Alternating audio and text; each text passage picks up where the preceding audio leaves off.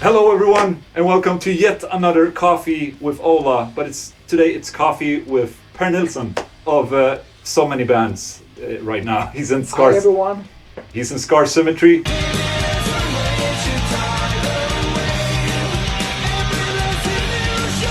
Nocturnal Rites. And also Meshuggah.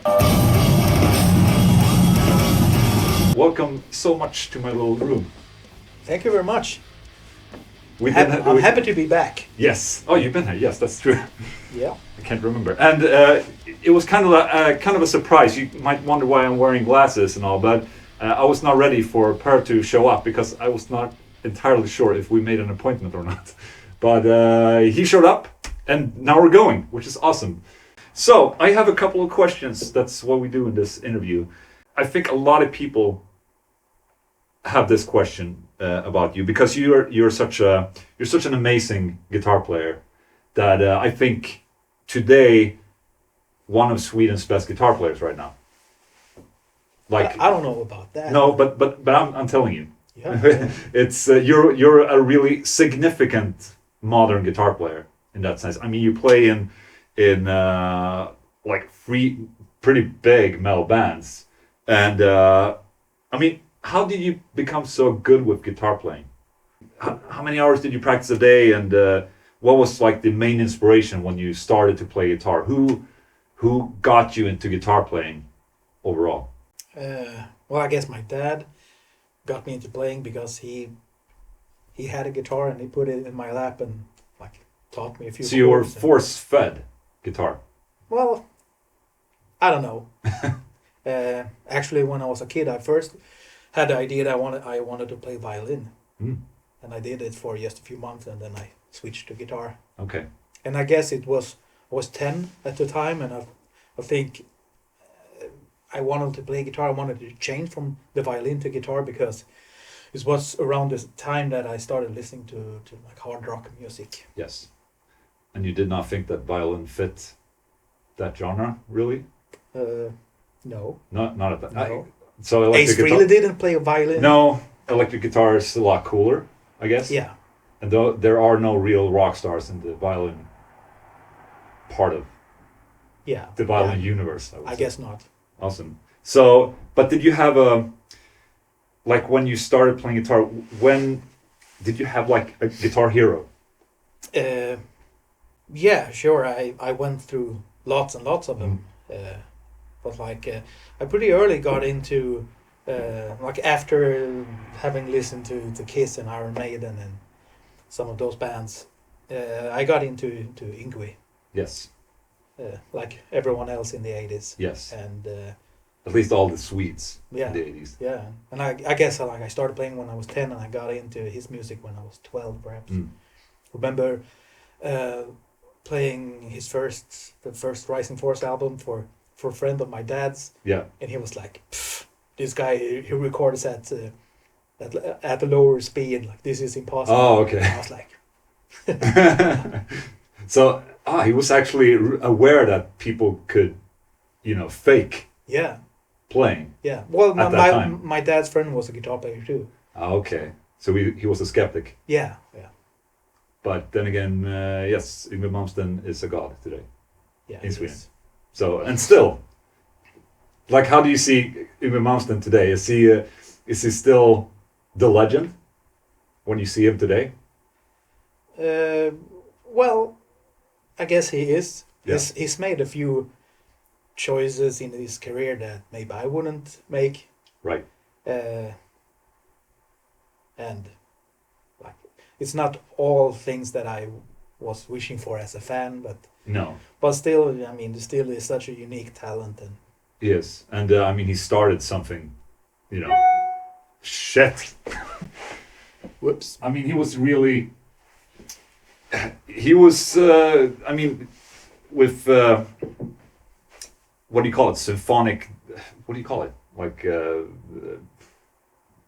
Neoclassical. Neoclassical. He was, I guess, one of the first that really kind of made it into a guitar lead thing. I mean, I guess he picked it up from from Richard Blackmore and Uli John Roth and some other people, but like he just took it to another like level. completely Exactly. level. And to me, like when you speak about the most influential rock players, I mean he's up there with Hendrix and Van Halen. Yes. Yes. Exactly. For me, it's like it's that level. Right. And of importance. Exactly. Well, I agree. But he wasn't really an influence as much for me because I'm not as old as you are.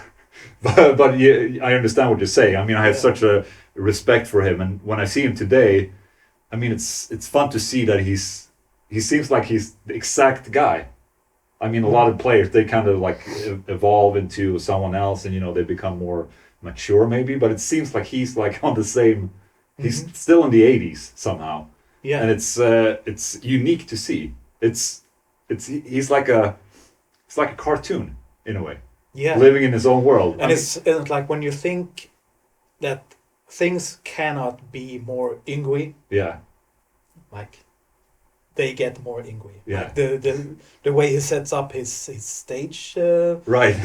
Nowadays, you've seen it. Like when the it's amazing. The band, like the drummer, bass player, and keyboard player, they get to stand on the side of the stage, and the rest is all Marshall cabs and.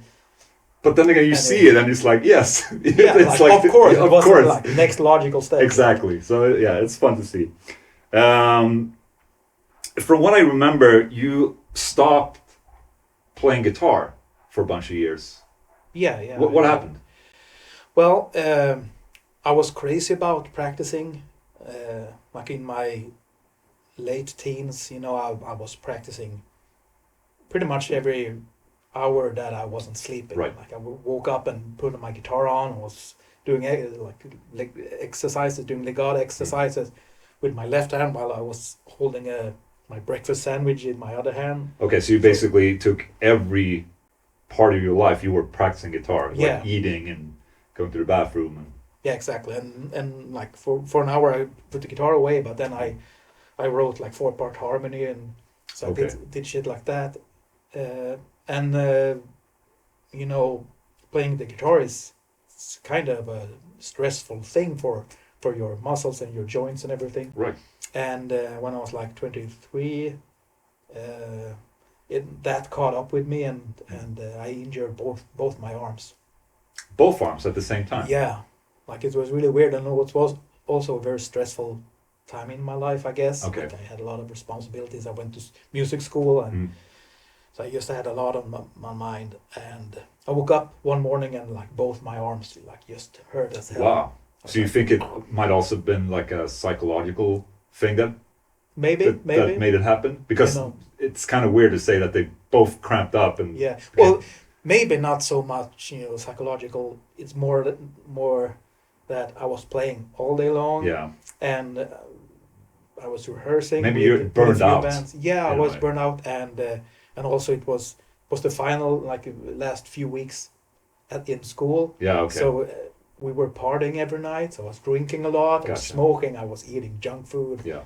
And stressing out, and so your body just said no, basically. Yeah. Right. And then what happened was that I like the pain I had, it just got worse and worse, and then I had to like just quit totally, and then I didn't play guitar really for over 4 years. Wow.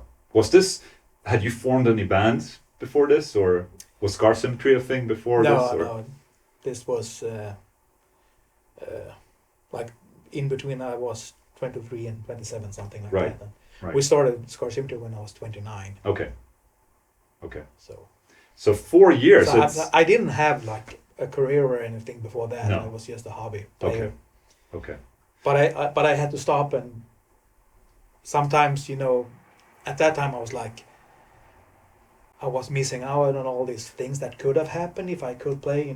Right. And I saw people like my peers that went on to do cool things, and you didn't even touch the guitar, or did you? No, even pretty try? much I didn't. Okay. Yeah, because like even like everyday chores like cooking food, like holding a frying pan. Right.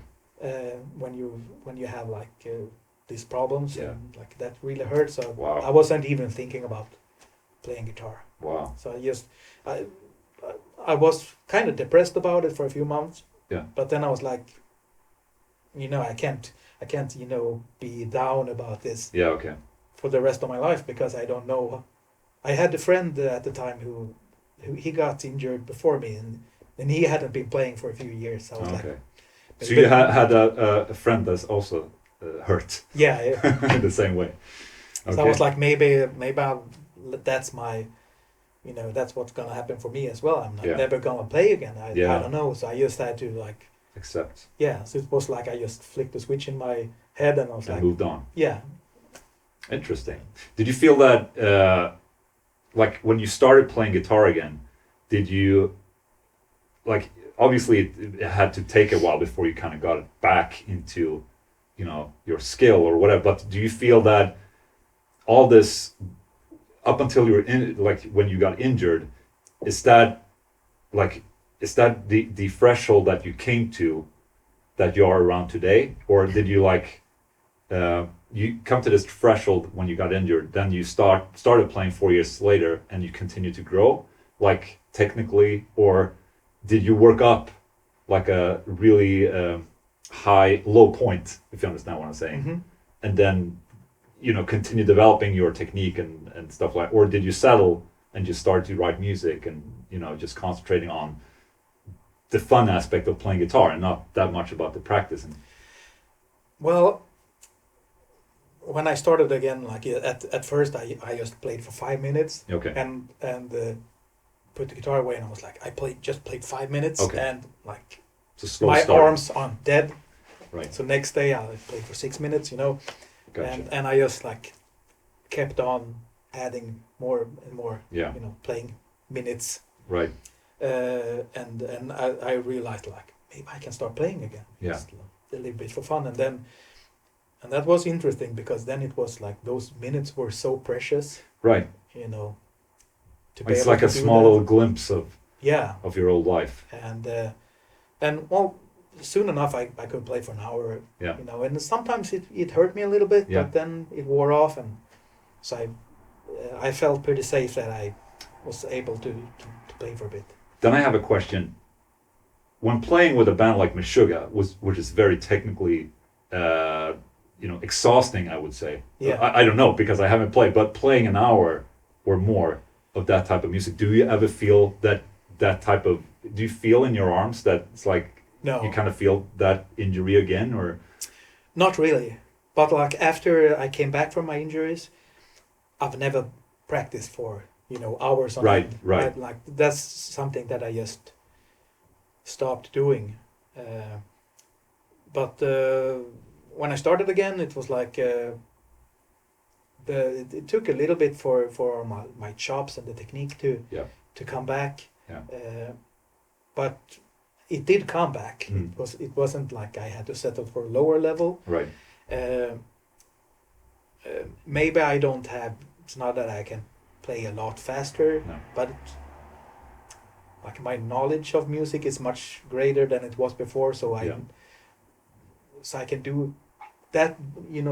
Makes it possible for me to do a lot more technical things than I. Right. Because a lot of it is it's a lot of what's in your mind more than what your fingers. Your can mindset, do. yeah. Like if you can think it, you can play it.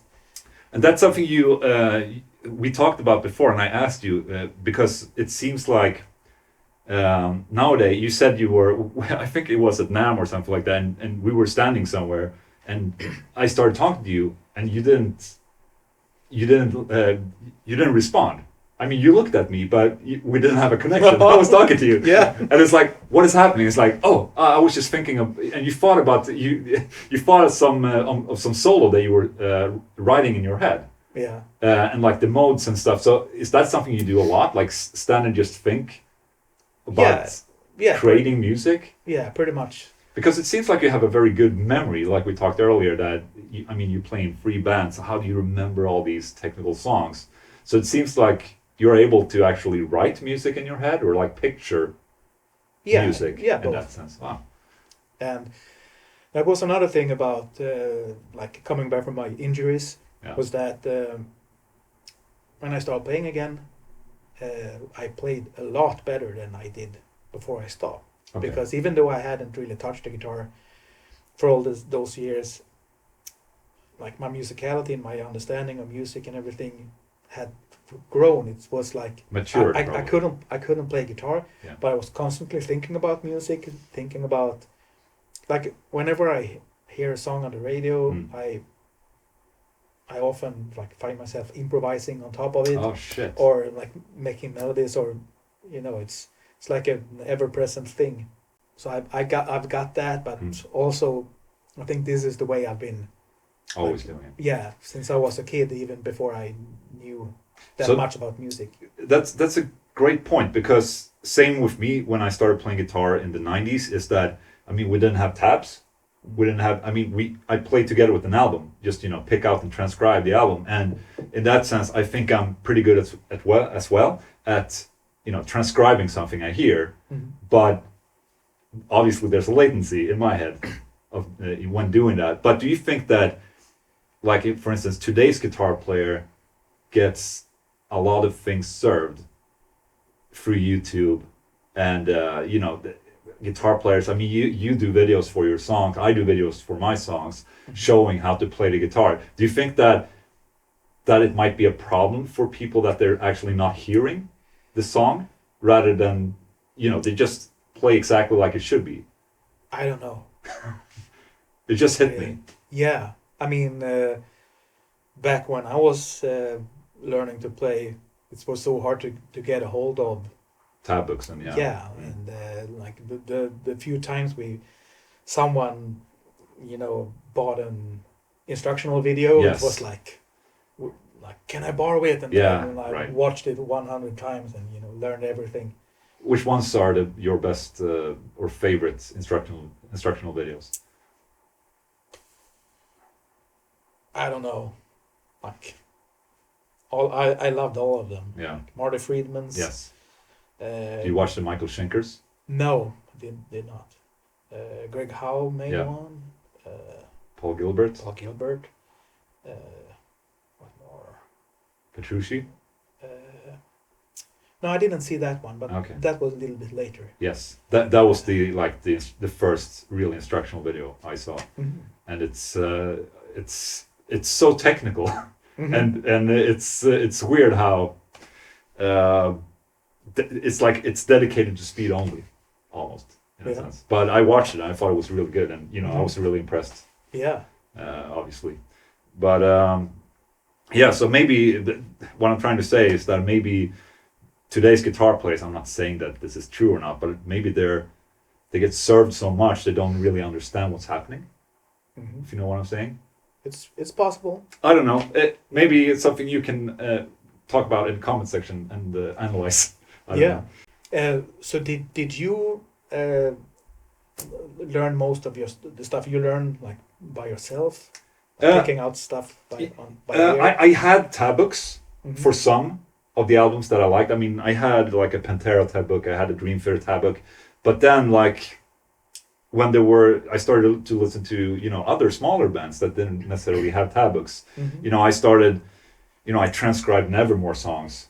Yeah. And you sat down and listened and like really concentrated on making tabs for these songs. And I think that has helped me to become or understand what music and understand riffs and what sounds good and does not sound good. Yeah. If you understand what I'm saying. I mean I don't know that much theory, but like you said, I can hear and probably figure out. It takes a little while, but I can figure out things, and I know if I hear something, oh, it's this passage or blah blah blah. It's because I've done this for so long, and I sat in my room trying to learn other people's songs, and so I think that has helped me to be able to become.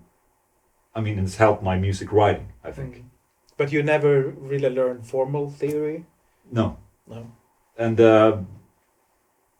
but you took some lessons, right? I took lessons, but sporadic, like not really from theoretical guitar players. I took a couple lessons from Fredrik Åkesson of Opeth, and but other than that, not really. I mean, I'm basically self-taught, and I never felt that theory was necessary. Mm-hmm. I feel now when I'm older that I probably should have, put some effort into it, and I am kind of today, reading a little bit about it, but then I kind of get lost into writing music or whatever, Mm-hmm. and it's I just felt that it's not necessary for what I'm doing, Yeah. and I don't feel that it's not like I'm sitting writing music like darn, I wish I knew theory so I could write a better part here or whatever. I think that I just write what I think sounds good, and Yeah. maybe it's good as well to not have that theory, blocking, or I don't know. It's hard to say because I don't know theory, so it's hard to compare. Who would I be if I would know theory? Yeah. Compared to That, who I am today. And that's interesting that you say that, because sometimes when I hear people say that, I don't want to learn theory because then it's gonna, Right. they have this They have the perceived mentality. notion Yeah. that something bad will happen, and then I'm like, how would you know? Exactly. You don't know theory. Like, Exactly. how would you know? Exactly. Uh, No, it's not that I'm afraid of learning theory. It's just that I know it's a time-consuming thing. yeah. And right now, time is not my best friend. Yeah. Like I have so much going on, so I feel that I want it, all the time I have for playing guitar. I want to write music, Mm-hmm. and so it's hard for me to find time to learn theory. Yeah, but like my philosophy about it is that you do know theory, like a lot about how things are connected, like how scales and chords are connected. It's you didn't read it from a book, but like a lot of that stuff is you pick it up, like Yeah, it's trial and error. intuitively. Exactly. Exactly. And that's what a lot of players do, even the ones who don't know shit about Right. theory. Yes. So you still have your own like roadmap, Exactly. and I mean, it's not like I'm blind on the guitar. yeah. In that sense. And some people think that if you learn theory, then like you have learned this stuff, and Yes. then this is what you have. Yes. And if you don't know theory, everything is like unmapped. Right. But even if you know an Yeah. amount of theory, you can still go explore. Exactly. It's just that you. One time I felt that maybe I need theory is when I would improvise or jam. Mhm. Like back in the day, I improvised a lot over solos. Like nowadays, I never do that. And whenever I come to that position where I need to, that's where I feel like, I wish I knew more. Mhm. Just seeing a chord and a chord change. Like, what should I do here? I mean, right now it's like when I improvise, I just play, and then I hear, and that was, it was an off note. I just slide, Mhm. one fret up. Yeah. It's like an old jazz trick. Yeah. You sort of, and Yeah, I do that myself. Yes, exactly. So it's that's a purpose I think that I would benefit from having theory, for knowing theory. But yeah, it doesn't happen that often. Mhm. But when someone nowadays says like, yeah, come and jam or something like that, I'm like, Mhm. I'm scared, like literally scared. I'm such a control freak. I want to sit here in my Yeah. chair, and do everything myself, and don't want to have people tell me what to do or yeah. Mhm. It's scary in a way. Can we stop talking about me for a second and get back to Per Nilsson, the Swede? Okay. Sure. So you were supposed to. We didn't talk about that, but you were supposed to bring a guitar, so we could Yeah, talk yeah, I about the didn't guitar. But we can pretend that it's this John Petrucci guitar that's behind you. But obviously, you've been using Strandberg for quite some time. Mhm. What is it that makes Strandberg your choice? Well, what happened when I got to know Ola Strandberg was more that I was sort of in between endorsements, and I used to play Ibanez and had a really good time with those guitars. I remember the floral one. that you Yeah, had. yeah. Like You still have it? Yeah, It's a nice I have a couple of gems and Universe too, right? the Universe, A black and one. black one. Yes. Yeah, really old guitars. Nice. But some of those guitars are beautiful, fantastic instruments. Yes. But I was feeling that I wanted to move on and try something different. And around that time, I got to know Ola Strandberg, and he had really taken a liking to my playing, and he told me like, I want to build you a guitar. You can have anything you want. And That's nice. and yeah, and at first I was a little bit like, oh, headless guitar, that's weird. Yeah. Even though some of my favorite players used to play, Alan. yeah. Yeah. Alan Holdsworth and Paul Masvidal Yeah. used to play one. Cynic.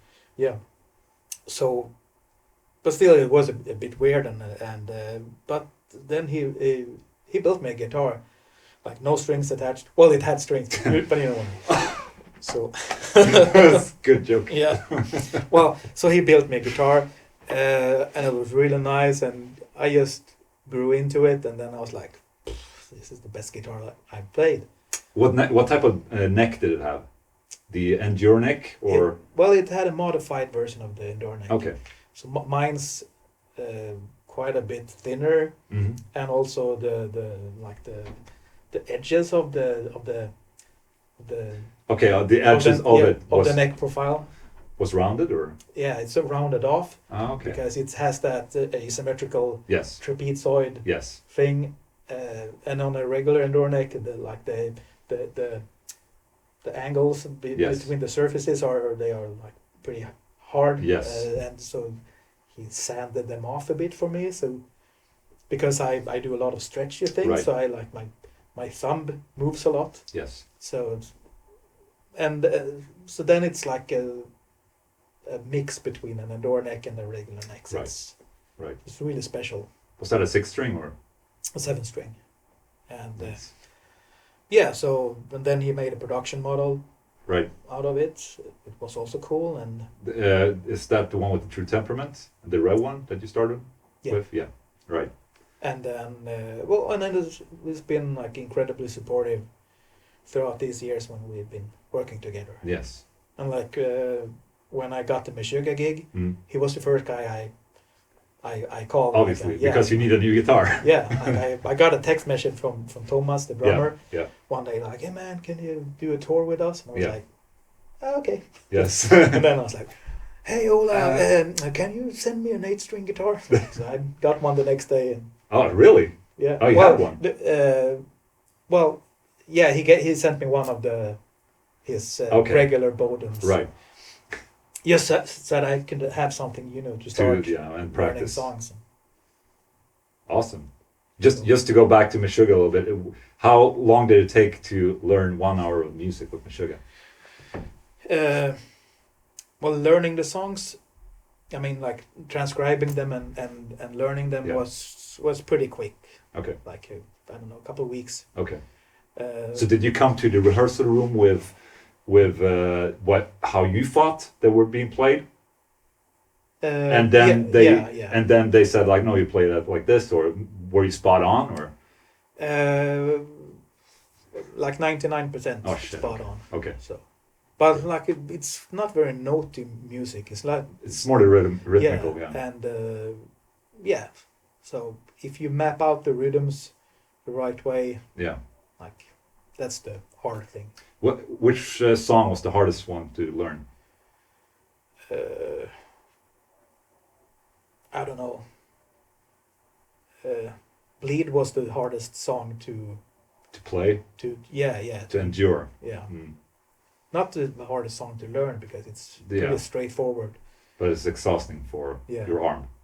But it was like when I came to rehearsal the first time, I asked Thomas, like, give me a bunch of songs that I can learn. So he's like, all right, these 5 songs. Yeah. And then I came to the rehearsal space and like, let's try these songs. And he was like, no, we're not going to do 3 of those. Or something like that. Perfect. Yeah. So, oh, thank you. I learned them, for nothing. But, well, eventually we picked them up on the set list. So it wasn't. Okay, it wasn't in vain. But still, and then it happened one more time that I learned a couple of songs that we didn't end up playing at that time. So. Great. Yeah. Well, that's how it is, I guess. But then again, maybe later on another tour, you might pick them up again. Who knows? Yeah. So. Exactly. So, nice. but a lot of the music wasn't that hard to learn, but then I realized that it took a while before things to really, become routine. Yeah, and especially some of the really tricky rhythms and stuff. Yeah. That at the beginning it's like everything is in one. Right. Because I can't feel the 4/4 periods. It's more like I just feel the beat and then I hear the sub meter. Right. So and then after playing the song 100 times, then I'm like, oh, there's exactly. There's then the you start understand. Of it. I was like, yeah, wow, there's the start of the bar. That's awesome. So how did you? I mean, in some sense, I think you were probably the perfect choice to jump in instead of Frederick, because both of you guys are like heavy Alan Holdsworth fans. Mm-hmm. And how did you feel to like playing Frederick solos? Are you playing them like note by note, or do you do take your own spin on them, or how does that work? Well, I actually asked Frederick about it. The first rehearsal I did with him, I played with Frederick and not with Morten. Oh, okay. So, and then I asked him what do you think I should do with your solos? Yeah. And he was like, "Oh, I don't know. That's a good idea. That's a good question." And said like, "Do whatever you feel like. Okay. If there's something you want to pick up, do it, and if you don't, okay. want Oh, it's nice that he said it like that. Yeah. So then you can, because there's also a balance between the people that see Meshuggah live, expecting the Meshuggah solo on the album. Yeah. And there's another half that expects an improvisation. So it's a hard balance to keep. So well, the thing is that Fredrik himself doesn't play the solos as on the album. Right. He improvises all the time. Yeah. So if he was the kind of player who played the solos as written, then I probably would do that. Right. As well. It's funny you say that, because I had him here. He played for Future Breed Machine, his own solo, and we recorded maybe 5 or 6 takes. Every solo was completely different. Mm-hmm. Yeah. So it's nice to see you hear the song and what he's thinking, but everything is different. So I guess you maybe like take like the most recognizable part and keep it, and then just work your way from that, or. Well, it's different from, like, every solo is different. There's this one song, Born in Dissonance, where he plays a tapping thing on the album, and I played this kind of same pattern, but I don't play the same notes. Okay. I improvise the notes, but right. But it's the same, like, rhythmical pattern. Because I think I saw a live clip when you played Bleed, and it has a really like it starts very much the same every time in the solo, I think. Yeah. And then it kind of evolves into something, and I remember it when I heard it, when you played it, I couldn't hear. Like, if you shut your eyes, it might as well have been Frederick, but then I still hear you, which I think is amazing, because that's like it's not you filling in, it's you bringing yourself while paying as much respect as you can to the band. Yeah. So it's nice to hear. That's why I think you're like the perfect match for the job. It's like, it makes so much sense. Yeah, and like the Bleed solo, I use the same kind of scale that Fredrik uses in that solo, and I always start on the same note that he starts on the album. Yes. I tried starting at different point, like another places on the neck, but then it was like that sounded off to me. Exactly. So I start out and then I do whatever I want, and there are other solos where I don't play like him at all. Okay. Because he has got these like chaotic things where it sounds like he's just where it doesn't make any sense. Yeah. And he has this weird delay effect that he uses, and like there's no way I can play like that. I don't use that kind of effect that he does. So when you jumped into Meshuggah, do you just jump into his rig? Like, Yeah. did you just take your guitar and cable straight into I did that at his first. presets? Yeah, I did that at first, and it was. I had a really hard time controlling his sound. Yeah. Because it was kind of harsh and. Was that the Axe effects, or was that when no, they it were was using Axe amps? effects. Yeah. We haven't toured with amps. Okay, yeah, that was just a Since short while. Yeah. Right. So we rehearsed with me playing his tones, Yeah.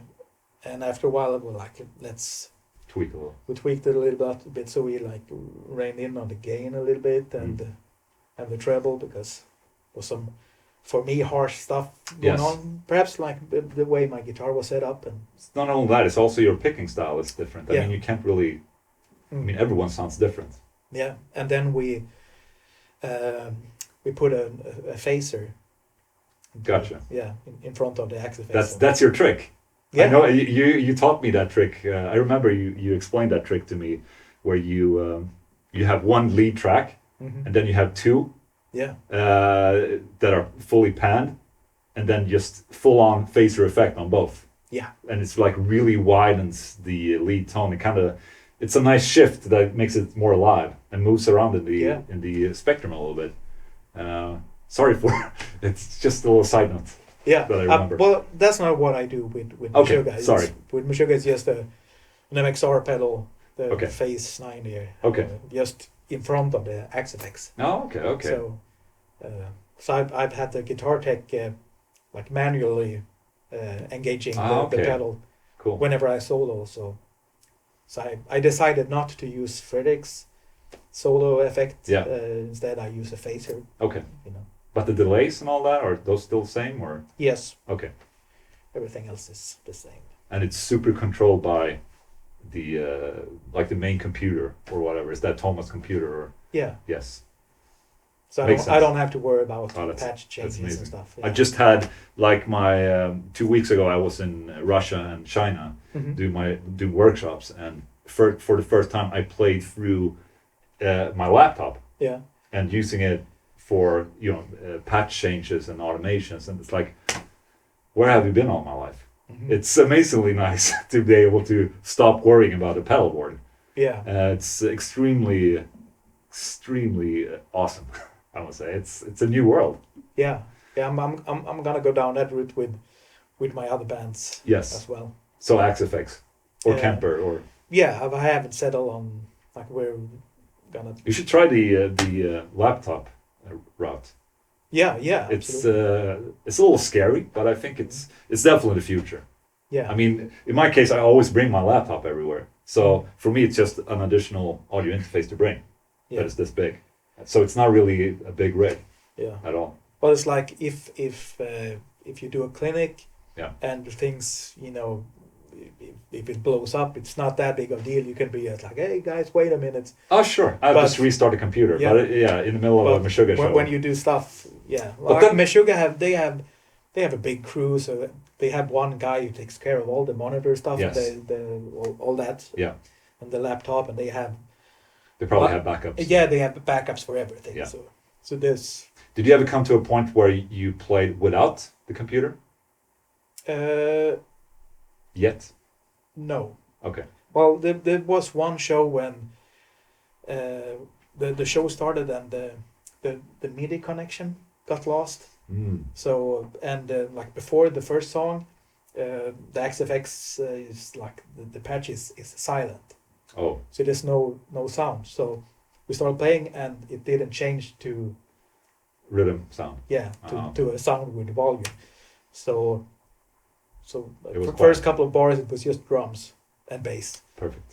but the guitars were. But were I mean, so then the guitar tech was like, oh, you had to manually like change Yeah. it and then like switch off the MIDI interface and. wow, yeah. So I he- mean, he when got the it shit back. hits the fan, it's kind of there's a lot of shit to fix Yeah, right in the middle of a set. But then again, I still think that regular analog equipment can fail too, yeah, just of as course. much. So I don't think that. I think problem for a lot of people is just relying on a computer setup Mhm. and just be able to have that mindset that it will not fail. Yeah, But then again, all equipment fails. Yeah. In a way. I mean, we've been with Scar Symmetry. We've been using backing tracks Mhm. forever because we have a lot of keyboards Yes. on the albums, and we don't have a keyboard player on stage. And like we've done stuff like everything works just 5 minutes before the show. Yeah. We check everything and Yeah. everything works. Then we go up on stage and the backing tracks just disappears, and then I have to I have to troubleshoot things because I'm the only one who Yeah. knows our systems. I have to troubleshoot in front of like 4,000 people. Yeah, that sucks. That sucks. Yeah, but that's Oh, well. life. Oh well. Oh shit. And then you have a laugh about it, and Exactly. You know. Exactly. Are you using multi-scale for Meshuggah? yes, You are. yeah. Does it does it differ from? I mean, between Morten and you, is there a difference? Because he's not using multi-scale, right? He's using regular. Yes. So is there some sort of intonation difference between you two, or Well, I guess it's some, but so slight, probably? yeah, it's really slight. But at first I played a multi-scale with True Temperament, Yes. and then It was completely different. it was a bit off. Yeah. Not so much on the low note, but every now and then when we played a unison high note, it's like ooh. You were probably perfect, but then everyone else was. Yeah, was exactly. off, yeah. So then I decided to go with like The guitar is not regular- supposed to be regular a perfect frets. instrument. Kinda. Well, both guitars have to be. Exactly. So, but like in Scar Symmetry, I play a True Temperament Yes. guitar, and I mean, I guess it works better because you are using keyboards and extra. yeah, exactly. And so Benjamin, the other guitar player, Yeah. he uses standard frets, Okay. and I have True Temperament. But we Yeah. have so many keyboards, Right. so many other layers. So in Scar Symmetry, it's more like the keyboards; they are tuned perfectly, of course. Yeah. And that's what we strive for. Exactly. So, yeah. Exactly. Awesome. I have a couple of member questions. Mhm. You know, I have a YouTube membership thing going. You know Patreon. Yeah. I never had a Patreon, but YouTube started their own kind of system. Mhm. So it's called YouTube membership thing. I have a bunch of members, and I asked them prior to this interview if they had any questions for you. So Cool. these are questions for you from my members. Right Okay. on. Awesome. Yeah. Great. Ready. From Ender Erison.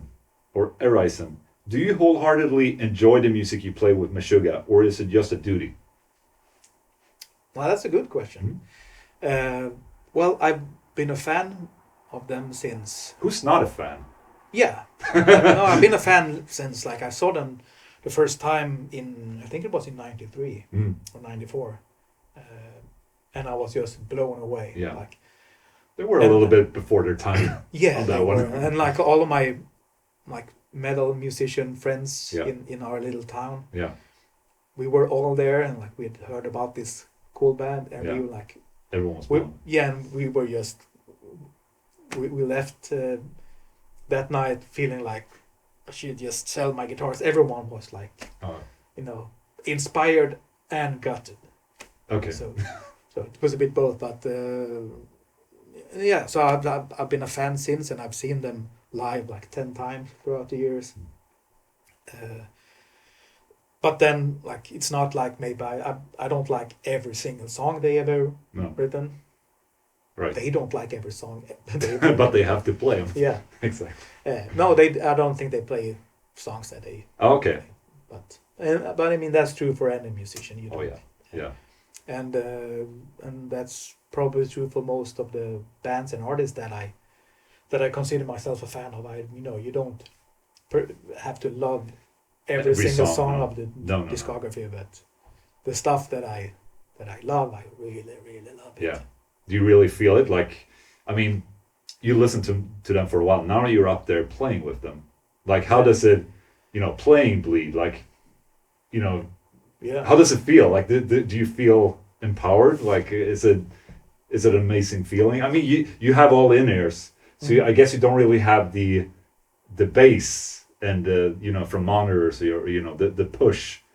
Yeah. Like, do you still feel empowered? I have no idea. I'm just guessing here because I don't know what to say. No, but we have usually from side fills on stage. Oh, okay. So Because Jens still uses monitors, or no, everyone has in-ears. okay. But we still have some stuff going on on stage, so it's not, completely Right. lifeless and dead. Right. Yes, sometimes it feels really cool. Feels like you're on the top of the world. Yeah, and especially like when we play stuff like the older stuff, because back then I was like a mega fan. Yeah. So when we started playing Future Breed Machine, right, that was just like an epic experience for me, because I that album I listened to that a lot. It's like one of my favorite metal albums. Like the part after the clean. Mm-hmm. Yeah. And getting to improvise the solo. Right. And so that was really special for me. That's cool. And funny thing, we did one show where I fucked up the intro. Yeah. Okay. Because we you played a major chord. No, we used it. We used it as the first encore song. Okay. So we went off stage and then we got back up. Yeah. And the click started playing, because I get the count in from the click in my in-ears. Yeah. And it's 2 bars of click, like 1, 2, 3, 4, 1, 2, 3. 4. So it's plenty of time. Yeah. But for some reason, I couldn't put my fingers in the right position. Oh. And you have to play the minor second. Right. This. On adjacent strings. Yeah. And then I finally got it, but I was like my pinky was muting. Oh, okay. The other strings, so I didn't get the interval, just one note, and it was like that didn't, it was just a mess, and it's just like I played that for 2 bars, and there's no going back. No, I felt like stop, like can we do it again? Yeah. Can we do it again? But then it's like the moment is gone. I guess it doesn't really matter, because it's the small little guitar that gets like crushed by this riff. So the smaller but that guitar thing is so iconic. It is. It's like one of the most iconic Meshuggah moments. It is. And I fucked it up, and I haven't fucked it up since. Oh, but that's how it is. Yeah. That's usually how it is. You fuck it up once, and then it's never gonna happen again. Mm-hmm. So great. Okay. This question I already asked. Brian K, at what point or at which point did you have that light bulb moment where you found your biggest advancement in your guitar playing? Or was it more of a slow process? I guess most of it is a slow process. But I had that one moment when I was a kid, maybe I was 11 or 12, and a friend of my older brother was visiting, and he brought his V guitar. And that was really cool. I had a Strat-like guitar. Right. But anyway, he plugged into my amp and he started playing tapping. I've never seen tapping. Oh, wow. And, just as like the triad. Very impressive. Eddie Van Halen thing. And I was just like watching him in total disbelief. And then when he left, like I sat down with my guitar and tried to do that. And eventually I learned it. And that was a pretty, big step. Yeah. Because then it was like a key to... Then you could shred. To instant shred. Right, exactly. Oh, cool. I couldn't do a lot with it, but it's still cool as hell. It sounded so much cooler than everything else I did. Because I couldn't play scales and legato stuff really fast. That's usually where you start, like when you want to do something fast, you tap. Yeah. Like it's... I could do that so much faster than anything else. Right. That's awesome. I remember... now I'm talking about my moment where I felt like this is like, whoa, finally, like now I'm a badass. It's when I learned pinch harmonics and like discovered how to do it, because I heard Dimebag like all the time, like, and it's like, how the fuck? Like, how do you do that? And then you discover, and it's like, okay, how did I, by mistake, of course, but that's like, how did I do that? And like you start and then you start and you finally get it. And then everything you play is pinch harmonic. It's amazing feeling. I remember it so well. And I've always been terrible with pinch harmonics. Yeah? For some reason. Okay. I think that I do it because, it's mainly because of Dimebag. Yeah. Did it all the time. Not as much as Zach, wow, but I mean, it's. I just remember, like, finally I can nail that thing in 5 minutes alone or whatever, and it was amazing. What do you like my yellow guitar? I really like it. It's a nice color. Yeah. It's Can my I bring it into frame? You can. Go ahead. It's a prototype, by the way, but it's just. I'm trying not to make this solar guitars. A solar guitars video, but now he's in here and he has it in his hands. Can I plug you in? With the shortest cable in the world? I'll hold it like this.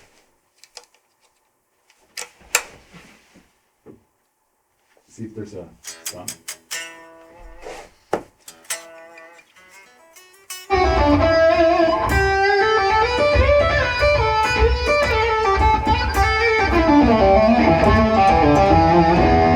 I don't play 6 strings a lot. Well, you're doing it right now.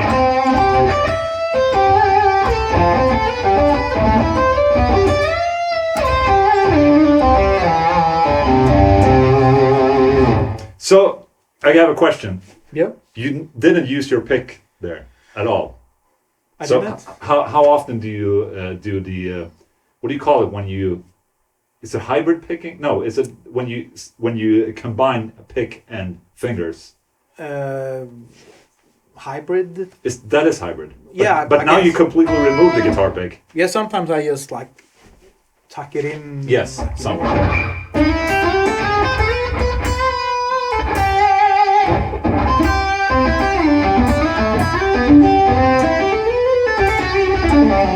Do you ever use that method with Meshuggah? all the time. All the time? Yeah. Interesting. For leads?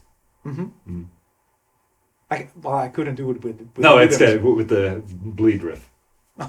Yeah. I guess you can do it like a little I think I Tosin saw thing. someone on YouTube who did that. Okay. Maybe like a Tosin thing, you just tap it. Yeah. No, It's I possible. couldn't do that. Yeah.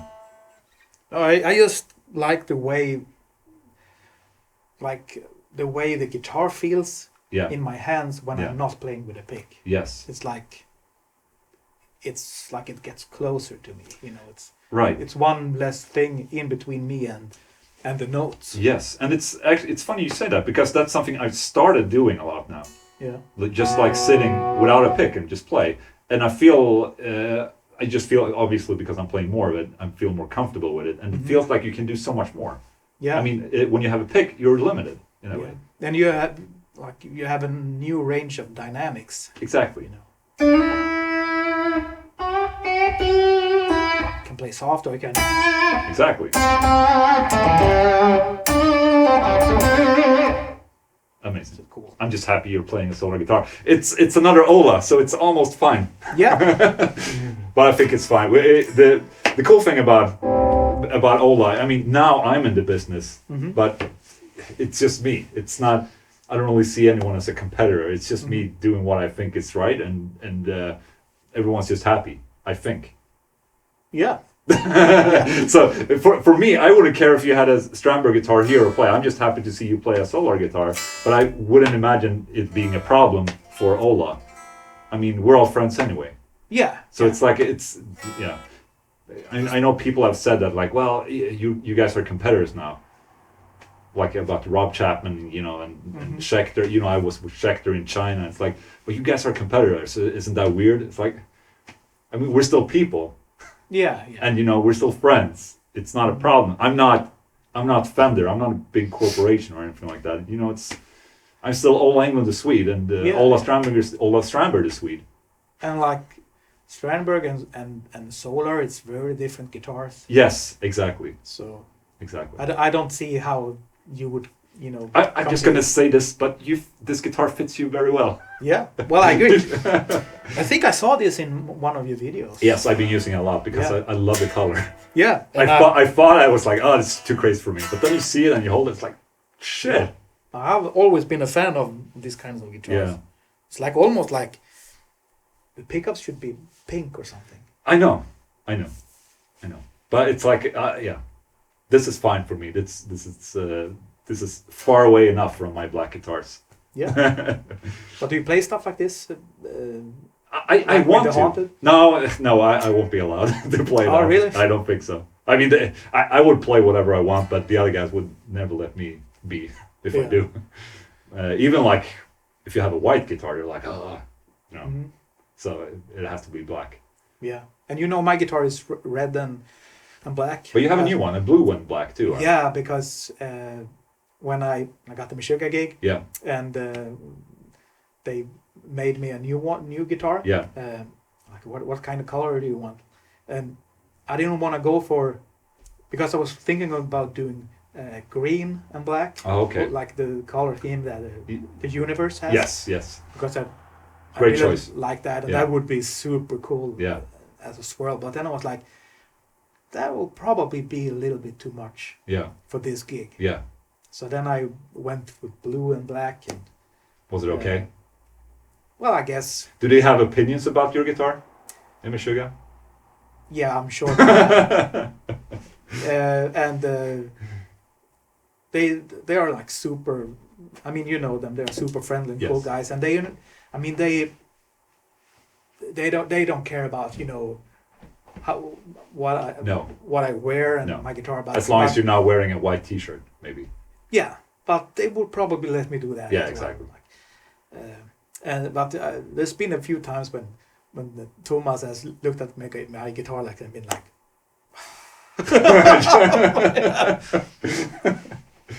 Well, he's a drummer. Can't really say anything. yeah. If I wanted an opinion, I would ask a musician, Exactly. not a drummer. Not a drummer. No. No way. Exactly. Please don't tell Thomas No, that I no. said that. It's. I would get fired. Yeah. Exactly. When is the next Scarred Symmetry album coming? I don't know. Next year. I'm actually Okay. working on it right now. Oh, Like, nice. yeah, and I've been working on it for a couple of years. Actually. Oh yeah.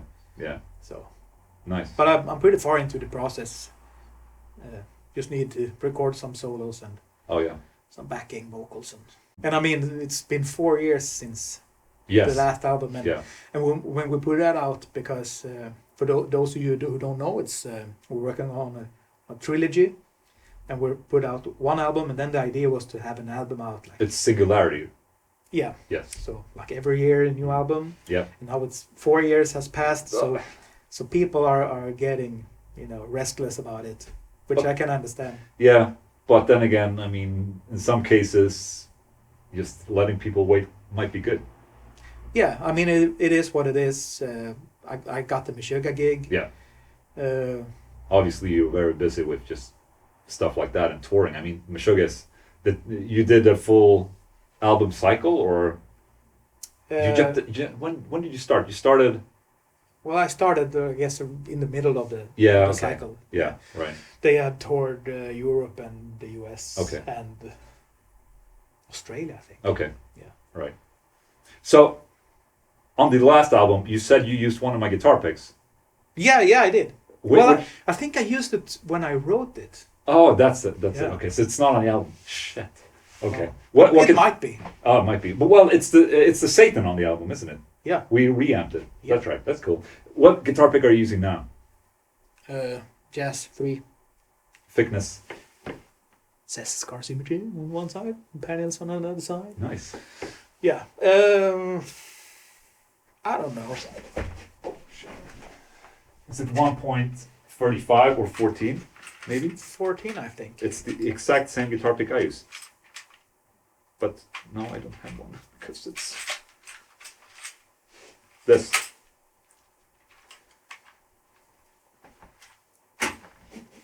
That makes me feel a little bit confident that we're using the same tortex and same thickness.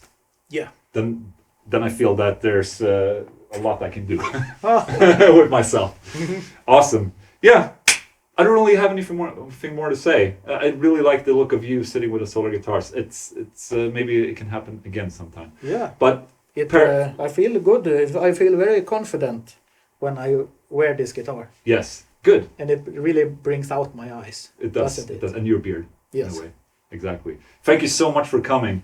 Per Nilsson of Meshuggah, Nocturnal Rites, and obviously Scar Symmetry. Thank you so much for watching this video. If you become a member, you're going to be able to ask questions to my upcoming guests way beforehand.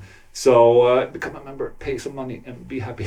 I should. Yeah, you should. Yeah. Yeah. You And should. please subscribe. Subscribe to Per Nilsson. You have a channel. Yeah. Yes. Scar Guitar. Scar Guitar. I'll link it down here. You go there, subscribe. Okay, thank you so much for watching. Bye. Bye bye. Bra. Vad trevligt. Ja, tack. Svårare än sådär är det inte.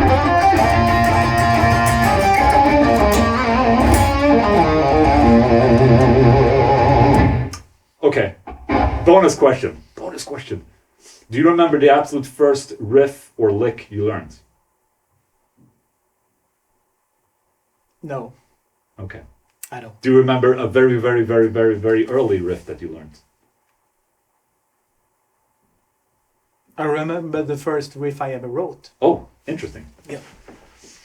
Can you still play it? And yeah, and this was like before I knew a lot about playing guitar. Yes. But I used to have a band called Cobrorna.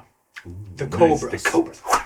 And we improvised all of our really? songs. And it was like I played the guitar, Oh. and this other guy, he played pots and pans.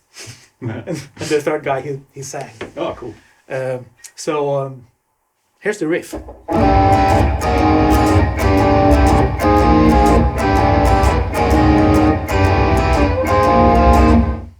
I can definitely hear some Scar Symmetry in there. Yeah, yeah.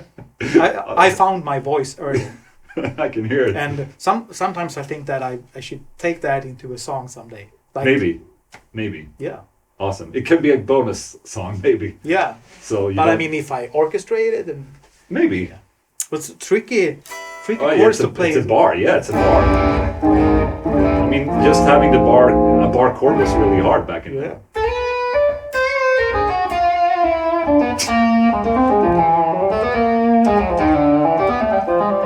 You already made a thing out of it.